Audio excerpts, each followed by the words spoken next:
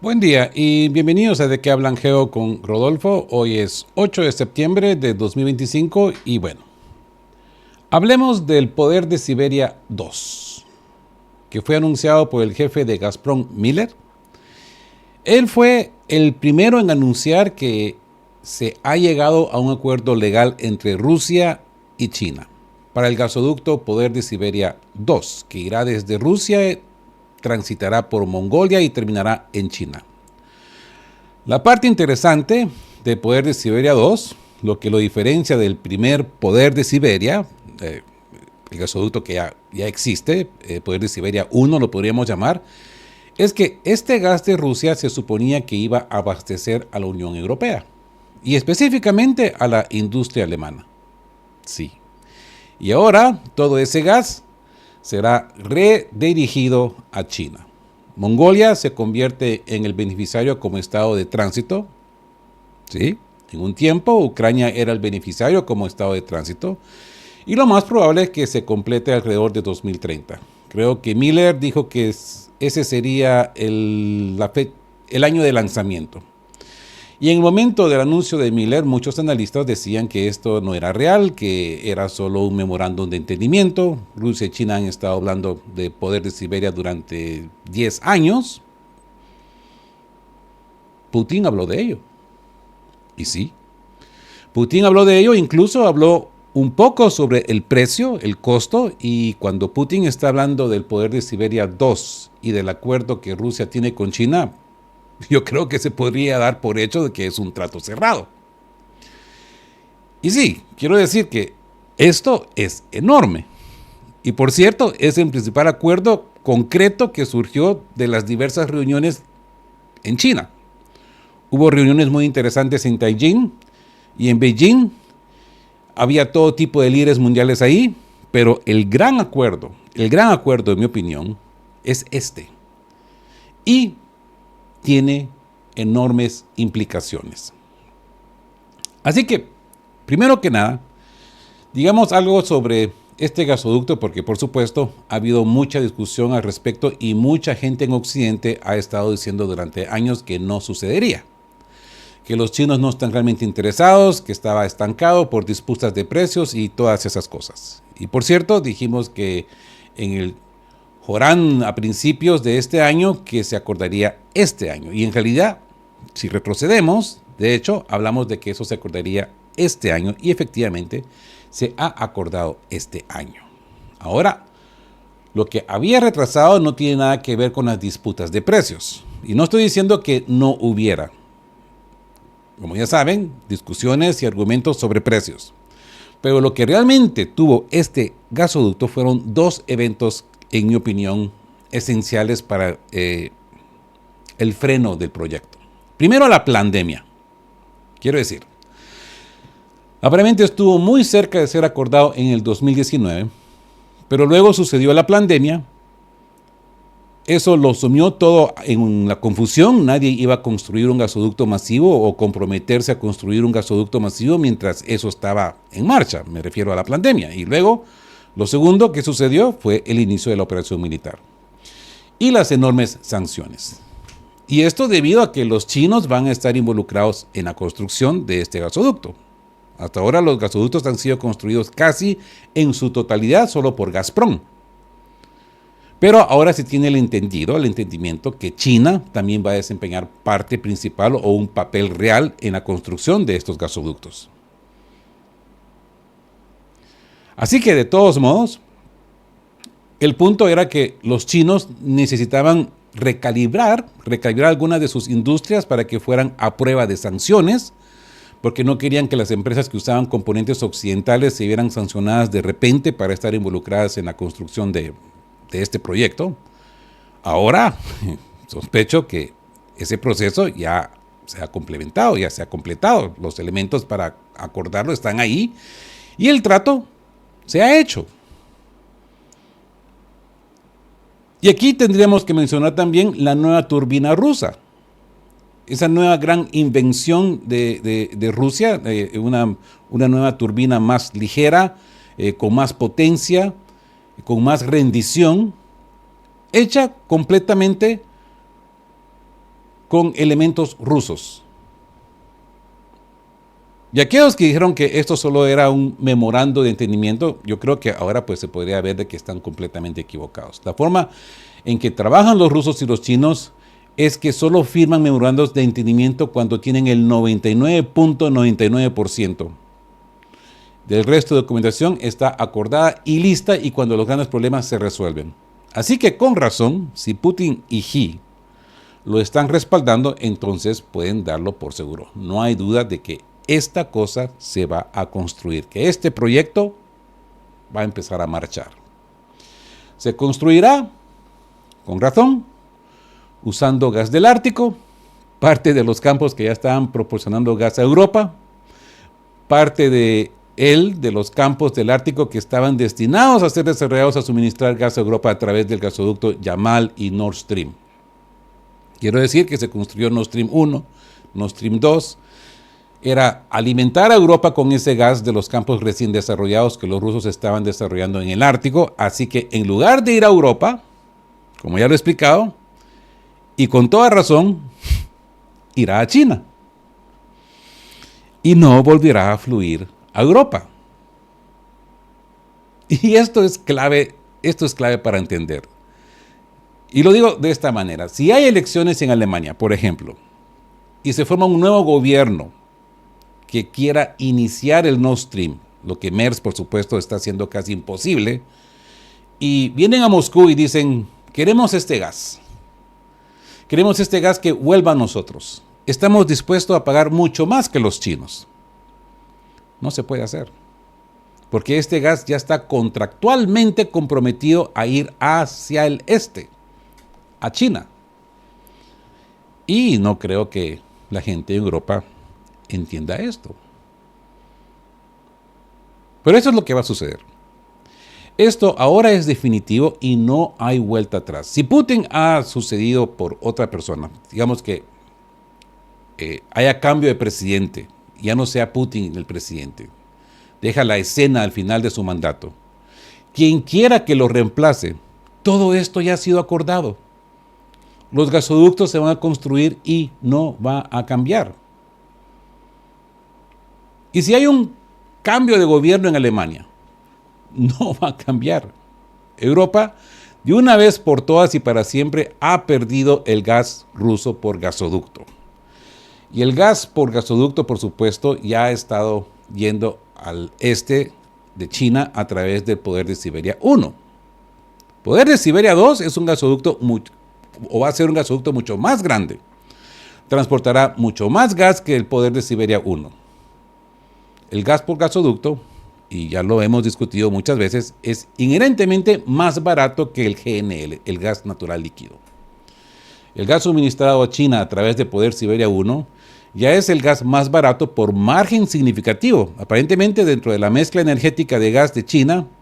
Así que Poder de Siberia 2, que va a empezar a suministrar una gran cantidad de gas, y hay que tener en cuenta que después del Poder de Siberia 2 probablemente habrá Poder de Siberia 3 y quizás todos los demás por venir. Lo que esto va a significar es que el mercado en China para GNL más caro va a disminuir y esto tendrá consecuencias para el mercado global de GNL porque China es el mayor mercado del crecimiento para el GNL. Son los mayores usuarios, clientes podríamos llamarle. Así que va a significar que China importará menos GNL, lo que podría afectar la industria GNL, podría resultar en una menor inversión ahí, por supuesto, en última instancia hará que China sea menos dependiente de las importaciones de GNL de los Estados Unidos. Sí. Los europeos querían deshacerse del gas ruso. ¿Quién habría pensado que Rusia se deshacería de los europeos? Es decir, ¿verdad? Querían deshacerse del gas ruso. Han estado diciendo esto durante 3 o 4 años consecutivamente. Tenemos que cortar el gas ruso, tenemos que cortar el ruso, tenemos que cortar la energía rusa. ¿Sí? Bueno, Putin simplemente cortó a los europeos. Correcto. Rusia y China dijeron, ¿sabes qué? No te queremos. ¿No quieres nuestra energía? Sí. No te queremos como cliente. Exacto. Pues exactamente eso es lo que hicieron. Rusia y China dijeron, pues no la quieres, pues hacemos nosotros nuestro rollo. ¿A qué me refiero cuando digo que los europeos no entienden lo que está pasando? Me refiero a que el pueblo europeo no entiende que las cosas van a empeorar mucho, especialmente en relación con el costo de la energía y la inflación. ¿O me refiero a que la élite europea no ha entendido lo que está pasando? Y lo que pasa, bueno, basado en conversaciones con varios amigos europeos de varios países, España, Holanda, Francia, Portugal, Italia, es obviamente, en mi opinión, que el público europeo creo que es ajeno a gran parte de esto porque nunca se discute o se informa correctamente. Eso es lo que yo he podido observar, asimilar, basado en las conversaciones que he tenido. Pero la élite europea, y aquí me refiero no solo a la élite política, sino también a la élite económica. Quiero decir, por ejemplo, en Alemania en particular, ha habido una creencia histórica de larga data de que la única forma en que Rusia puede desarrollarse económicamente es vendiendo su gas, sus materias primas y su energía a Alemania. Se ha hablado mucho de cómo Rusia es la base de los recursos de Alemania. La industria alemana ha estado lamentándose por algún tiempo. ¿Sabes? Tenemos que pensar en reabrir los gasoductos en Nord Stream. Lo hemos visto en noticias, ¿no? Que siempre aparecen estos comentarios en Alemania de algunos partidos políticos, no el que dirige Alemania, pero de otros. Incluso ha habido informes de algunos políticos alemanes que cuando llegue la paz en Ucrania, debemos trabajar duro para reabrir gasoductos y obtener gas ruso de nuevo. Y les digo una cosa, eso no va a suceder. Quiero decir, ¿saben? Algunas de las personas que dicen estas cosas son personas, por cierto, en Alemania, a las que respeto mucho, como saben, pero ellos son mucho más realistas que los Verbos, que los Scholz, que los Merz, y la gente así, que dijo que Europa puede prescindir para siempre de la energía rusa, pero el punto es que, para repetirlo de nuevo, el acuerdo ya se ha hecho. No se puede suministrar gas por gasoducto que ya no está allí. Y no lo pueden asimilar o creer. Europa todavía puede, si quiere, comprar GNL a Rusia, que Rusia produce bastante ahora. Pero los grandes flujos de gas por gasoducto a Europa se han ido para siempre. Y no importa lo que suceda políticamente en Europa ahora, eso no cambiará. Y simplemente no creo que la gente en Alemania o Italia fue otro importador masivo de gas ruso, hayan interiorizado esto. Creo que les tomará años, no creo que entiendan las implicaciones de lo que ha sucedido. Y ahí está. Y para la cereza del pastel, hoy en París, antes de conectarme, los legisladores franceses votaron para destruir al primer ministro François Bayrou, hoy día, lunes, sumergiendo al país en una nueva crisis política y dejándolo sin un gobierno en un momento de creciente tensión económica y tensiones geopolíticas. Un total de 364 diputados votaron contra Bayrou y 194 votaron por él después de que convocara la votación en un intento de impulsar un impopular plan de ahorro de 44 mil millones de euros, 50 mil millones de dólares, que incluía la eliminación de dos días festivos y la congelación del gasto del gobierno. Los 364 votos en contra de Bayrou estaban muy por encima del umbral de los 280 votos necesarios para derrocar al gobierno. Bayrou ahora se verá obligado a renunciar después de solo 9 meses en el cargo, siguiendo los pasos de su predecesor Michel Barnier, quien perdió un voto de censura en diciembre pasado. El presidente francés Emmanuel Macron nombrará un nuevo primer ministro en los próximos días, según el Palacio del Elíseo. Pero la salida de Bayrou deja a Macron con pocas opciones aceptables. Es más, hay rumores de que se convoque a elecciones. Bueno, quería decir algunas cosas más, por cierto. En primer lugar, los gasoductos que pasan por Mongolia van a transformar a Mongolia. Es un país enorme en términos geográficos. Es una vasta área de tierra, pero está muy poco poblada. Y podríamos decir que es bastante pobre. Quiero decir, ahora va a obtener los ingresos de las tarifas de tránsito. Quiero decir, esto va a hacer una gran diferencia para Mongolia.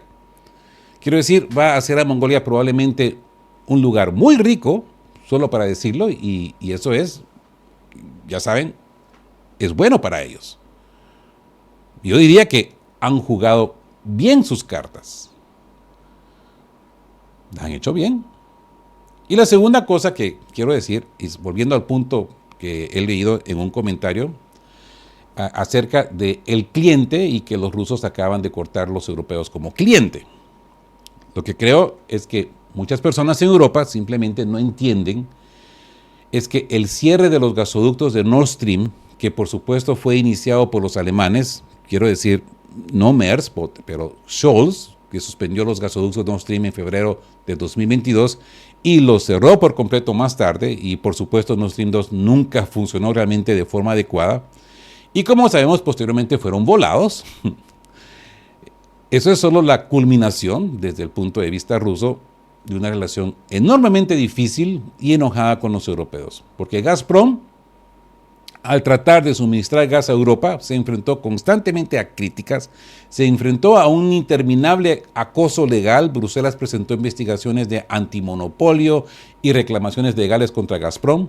Hubo intentos constantes de obligar a Gazprom a renegociar sus contratos de suministro, como sabemos. Los ucranianos 2 veces básicamente robaron gas de los gasoductos de Gazprom y se culpó a Gazprom por permitir que los ucranianos robaran ese gas y cerrar los gasoductos. Ok.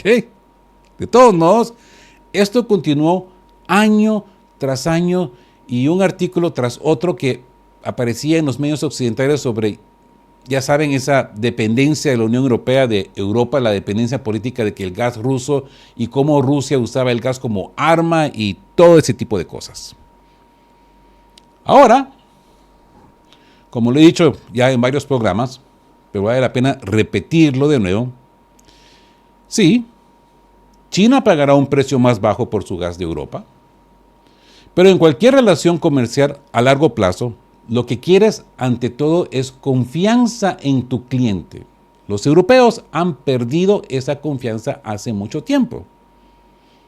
Desde el punto de vista ruso, eran socios pocos confiables, conflictivos, litigiosos, argumentativos, imposibles, constantemente críticos, constantemente haciendo y creando problemas y constantemente amenazando. Así que desde un punto de vista ruso es mucho más fácil, mucho más simple hacer negocios con China. No tienen que preocuparse por todo eso.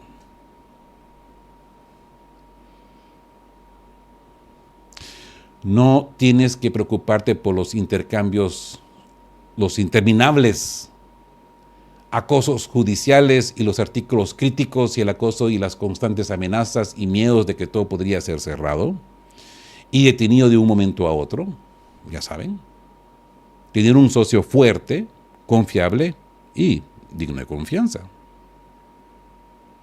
Puede que el socio pague un poco menos, pero francamente, no es una prima que estás feliz de darle a ese socio a cambio de una relación comercial estable a largo plazo y en última instancia exitosa.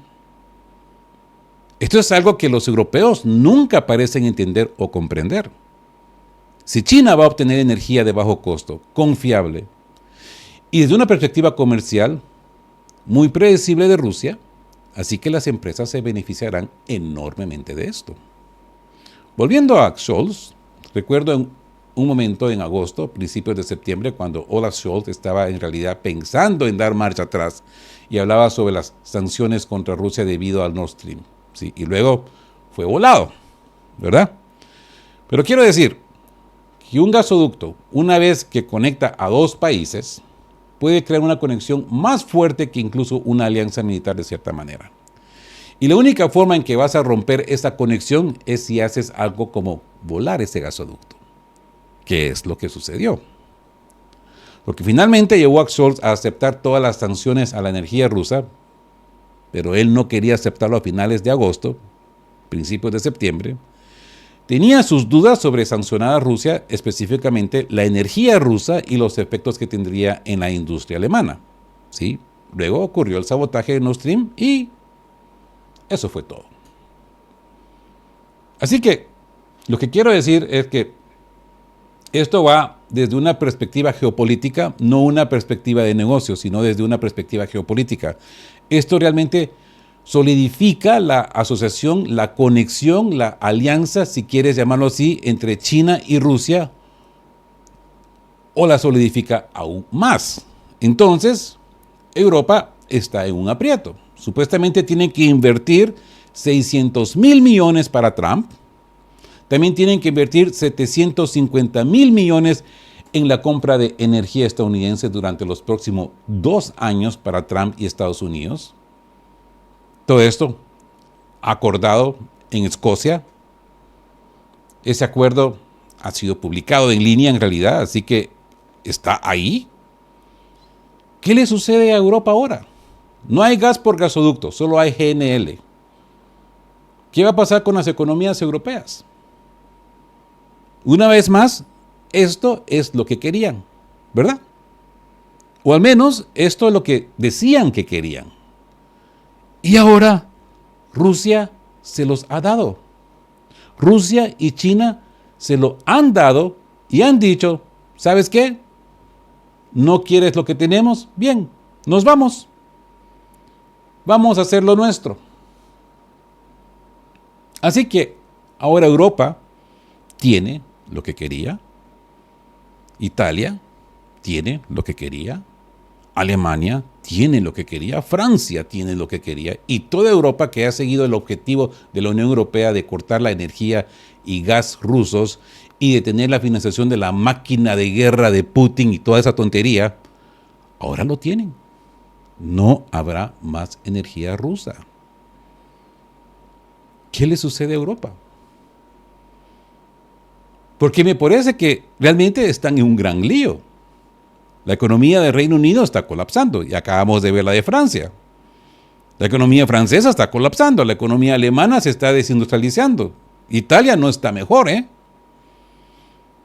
Y no puedo pensar en un solo país de la Unión Europea que lo esté haciendo bien. Tal vez con excepción, que ni siquiera lo sé, tal vez Eslovaquia, Hungría, tal vez Chipre, no sé, no estoy seguro. Europa está en un lío. Y este acuerdo, para mí, señala que no va a mejorar. En realidad va a empeorar mucho, especialmente cuando se trata de fabricación, la industria y las exportaciones europeas y cosas por el estilo. No van a poder competir con China ahora, nunca, por un buen tiempo, quizás nunca para siempre. Bueno, pero empecemos. Empecemos en realidad con la geopolítica de esto porque tiene razón de ser. Y quiero decir, la construcción de este gasoducto ahora básicamente une a China y Rusia como un sistema económico, no solo un sistema comercial, sino como un complejo energético en el que van a trabajar juntos. Están creando lo que es en efecto un complejo energético conjunto. Recuerden que China necesita enormes cantidades de energía, especialmente dado que quieren, dada su enorme inversión de la inteligencia artificial, de la IA, que como sabemos consume mucha energía. Esos centros de datos de la inteligencia artificial son enormes y requieren enfriamiento para mantener los servidores en óptima condición, y esto pues requiere bastante energía. Y por cierto, ¿quiénes son los líderes en energía nuclear? Los rusos lo son. Y los rusos también van a construir centrales de energía nuclear en China. Pero lo más tangible son estos gasoductos. Y ahora es una relación estratégica para China y Rusia construir sus economías juntas. Quiero decir, esto significa ahora que los futuros energéticos en gran medida, al menos en gran medida los futuros económicos de ambos países, ahora están interconectados entre sí y dado que estamos hablando de dos grandes potencias, eso inevitablemente tendrá un efecto enorme en la configuración del futuro del mundo y el mundo geopolítico. Ahora, todo esto tiene un efecto práctico inmediato, que es, por supuesto, que Lindsey Graham y Richard Blumenthal han estado por todas partes diciendo a todo el mundo que quieren que el Senado apruebe un proyecto de ley que aplicará aranceles a todos los países que compren petróleo y gas ruso. Y todo esto se basa en la suposición de que países como India y China dejarían de comprar petróleo y gas ruso. Bueno, India han dicho que no. Dicen que seguirán comprando petróleo ruso. Y esto parece haber sido un shock en Estados Unidos. Pero ahora los chinos, que son mucho más importantes económicamente y en términos comerciales con Estados Unidos, también han dicho esto. Este anuncio en China mata toda la premisa de sanciones en la que se basaban esas posibles sanciones, ese proyecto de completo que Lindsey Graham y Richard Blumenthal anunciaron y el 19 paquete de sanciones energéticas europeas. Porque ahora está absolutamente claro que para los chinos esta es una necesidad estratégica para arreglar sus conexiones energéticas con los rusos. Acaban de asumir este compromiso frente a las amenazas de Europa y el antiguo proyecto de las sanciones Graham-Blumenthal. Y de nuevo, esto significa que toda la guerra de sanciones contra Rusia, específicamente, han fracasado. A partir de este momento, no puede tener éxito y el comercio seguirá creciendo. Los rusos están importando cada vez más chips, por ejemplo, de China. China puede proporcionar a Rusia todo lo que necesita en términos de tecnologías y fabricantes. La idea de que de alguna manera se podría detener a los rusos aplicando presión económica sobre ellos, a partir de este momento, esa idea se muere, está muerta. Solo para decir que ese es otro punto a destacar. Ahora, el futuro de Europa, y esto es, por supuesto, para los europeos, algo particularmente triste en el espacio cultural. Scholz tuvo algunos, como ustedes sabrán, se despertó, me imagino yo, en algunas vigilias de noches diciendo a sí mismo, ¿qué hice? Estoy destruyendo Alemania, estoy destruyendo la industria alemana. No podemos continuar así. Quizás en su momento él pensó, tal vez hay que reconsiderar lo del Nord Stream y todo eso. Pero fue volado. Fue volado en octubre de 2022. Y así que el punto era que él mismo creó esa situación al suspender los gasoductos de Nord Stream en primer lugar y al liderar la carga para bloquear el acceso de gas y el petróleo ruso a Europa. Y por supuesto, la razón por la que lo hizo no fue solo porque pensaba que esto ayudaría a Ucrania, sino porque se asumía universalmente en toda Europa, por la administración de Biden y por los líderes europeos, esto es lo que todos se decían en esa desastrosa conferencia de seguridad en Múnich, que tuvo lugar en febrero de 2022, que si hacían todas esas cosas, Rusia colapsaría, Putin caería y podrían regresar a Rusia como vencedores. Los alemanes, ¿no? Podrían obligar a los rusos a aceptar el tercer paquete energético, Chevron, Exxon, BP y la Shell, todos ellos estarían por toda Rusia construyendo y operando los gasoductos, pagando cantidades simbólicas a los rusos como lo han hecho en otros lugares, y esto impulsaría la energía europea para el futuro. Es que estoy convencido de que esa era la expectativa, pero no sucedió así. Y ahora se enfrentan a las consecuencias porque han perdido el acceso para siempre al gas ruso por gasoducto. Ojo, es que quiero ser claro y conciso que me refiero al gas ruso por gasoducto. Dije, dado que China parecía que se convertía en el principal mercado para el GNL, el gas natural líquido.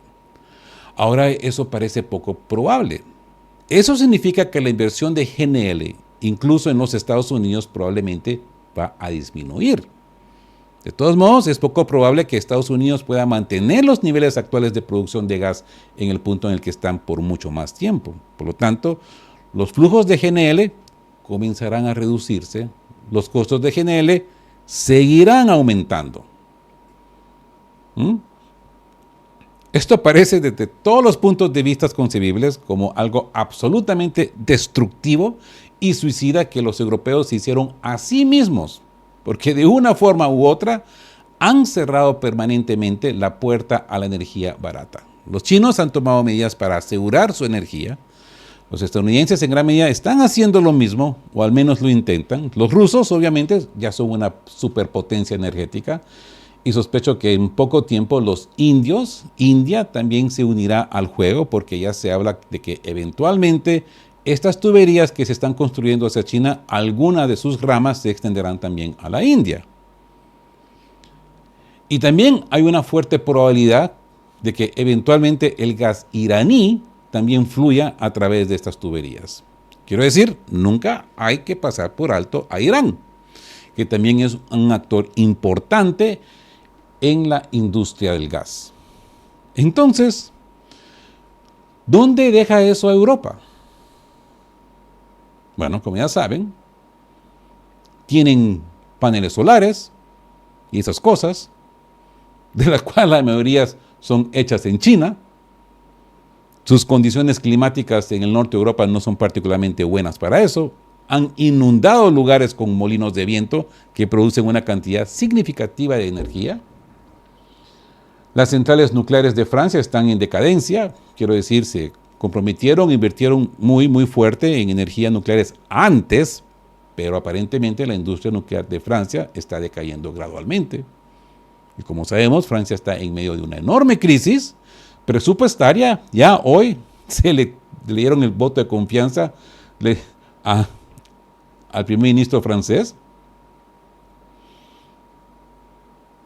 Está en una situación muy difícil, lo que requiere largos plazos y una inversión muy fuerte para restablecer las plantas nucleares en Francia. Así que se enfrentan a una crisis energética muy pronto. Mírenlo como quieran, giren la rueda de la forma que deseen, el futuro energético de Europa es sombrío. Dije antes que la inteligencia artificial requiere enormes cantidades de energía, ¿verdad? Y les expliqué por qué. Porque estas centrales de data requieren mucho enfriamiento, consecuentemente mucha energía. No hay perspectiva de que eso llegue a Europa, de ninguna fuente obvia. Se quedarán cada vez más atrás en tecnología. Ya están muy por detrás de los líderes Estados Unidos y China en tecnología en Europa y no tienen un plan, ningún plan real sobre cómo ponerse a la par. O al menos recuperar algo de ese terreno perdido. Los rusos sí tienen planes, los europeos no. Y por supuesto se están desindustrializando. Al mismo tiempo porque los costos de la energía en Europa ya son muy altos. Así que mírenlo como quieran. Es muy difícil ser optimista sobre el futuro económico de Europa. Y cada vez más personas en todo el mundo, inversores, personas que quieren empezar a construir negocios y ya saben, buscan lazos comerciales, van a empezar a mirar a Europa y van a decir de que no solo es un puerto económico, un lugar donde se quiere invertir, sino que ni siquiera es un mercado visiblemente realmente para los mejores productos en el futuro. Los líderes en Europa han cometido un enorme, yo diría, crimen económico contra el pueblo de Europa. Escuchaba yo a un comerciante español que hacía unas declaraciones, en mi opinión, muy, muy, muy alarmantes, donde él recomendaba que si tú quieres sobresalir en España, tienes que salir de España. Tienes que mover tu compañía fuera de España. Porque el nivel de impuestos es básicamente tú terminas ganando una nada. Y lo peor es de que los impuestos van a cosas que no son viables para el pueblo español. Y no quiero entrar en detalles porque esto llamaría al debate de las ideologías. ¿Saben a qué me refiero? Y pues bueno, esto es alarmante para Europa. Sí. Úrsula destruyó Europa y los líderes que la rodean. Sí, los líderes de cada país miembro. Y aquí dos preguntas que me han hecho en comentarios. ¿Qué pasa con Turkstream, Eslovaquia y Hungría? ¿Están tratando de asegurar su energía de Turkstream a través de Turquía como un centro? Y la otra pregunta que se me hace ¿es posible en algún momento en el futuro, si obtuviera un nuevo liderazgo alemán, que pudieran obtener algún gas a través de Nord Stream? Y bueno, yo diría, en mi opinión, que Nord Stream está muerto.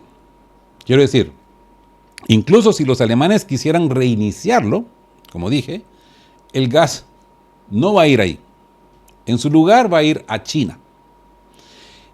Y si iría, sería a la Rusia occidental. ¿Verdad? Ahora, Turkstream sigue siendo un negocio en marcha, es una preocupación creciente y hay toda la razón para ello. El gas por gasoducto, y estamos hablando de gas por gasoducto ruso, por supuesto, todo el mundo finge que viene de Azerbaiyán, pero en realidad es gas por gasoducto ruso que todavía fluye a Europa a través de los diversos gasoductos turcos, y cantidades crecientes de él están llegando a Eslovaquia y Hungría.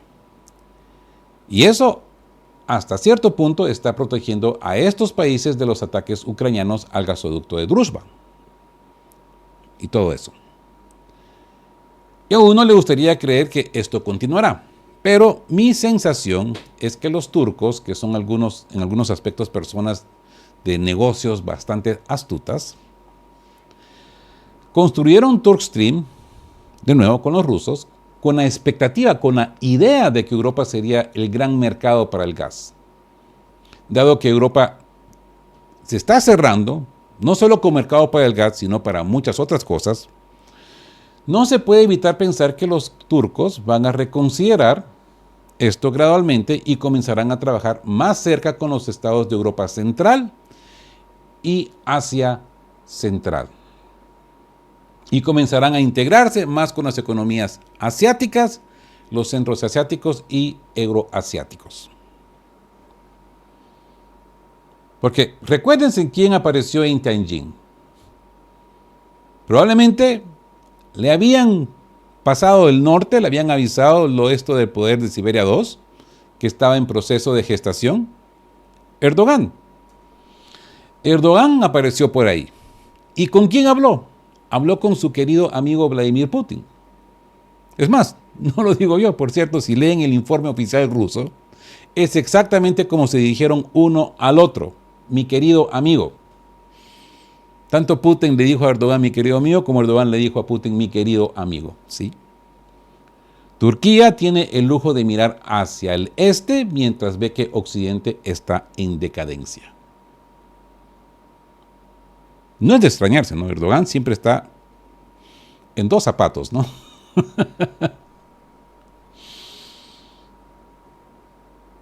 También, por supuesto, va a seguir recibiendo gas ruso por gasoducto. Así que en poco tiempo, Turquía, por supuesto, va a tener una base industrial que va a estar creciendo. Así que Turquía se volverá más competitiva industrialmente, a pesar de todo el caos que se ve en su parte financiera de la economía, pero continuará recibiendo gas por gasoducto barato y confiable de Rusia. Y creo que eso estará ahí por mucho tiempo. Por cierto, obviamente también han arreglado los acuerdos de financiación con los rusos porque los turistas rusos están viajando a Turquía de nuevo. y en grandes cantidades. Aparentemente son el mayor contingente de turistas en Turquía. De nuevo, este verano. Eso debe significar que todos los problemas con las tarjetas MIR se han resuelto. No sé cómo se hizo, pero de alguna manera lo han resuelto. Así que podemos ver que Turquía está mirando hacia el sol naciente, si se quiere, ¿no? No hacia el sol poniente. Y los viajes sin visado entre China y Rusia en ambas direcciones. En ambas direcciones, tanto de Rusia a China, de China a Rusia. Así que yo diría que qué tontos son los europeos y la Unión Europea y los líderes de los Estados miembros europeos por aceptar la directiva de Úrsula y la Unión Europea de prohibir los vuelos comerciales rusos y cortar el turismo y el comercio ruso.